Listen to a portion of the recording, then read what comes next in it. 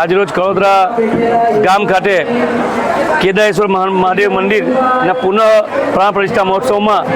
જે 3 દિવસનો આ પ્રાણ પ્રતિષ્ઠા મહોત્સવનો કાર્યક્રમ રાખવામાં આવેલ છે, જેમાં પ્રથમ દિવસે કડોદરા ગામ દેસાઈ ફળિયું, પટેલ ફળિયું, હરપદિવાસ, ખોડિયાનગર, મગનજી પાકની બહેનો મોટી સંખ્યામાં કળશ યાત્રા દ્વારા સમગ્ર ગામની પ્રદક્ષિણા કરી અને બહેનો કળશ લઈ અને મહાદેવ મંદિરમાં પ્રવેશ્યા છે અને આ કાર્યક્રમ 3 દિવસ ચાલવાનો છે। ત્યારે સમગ્ર કડોદરા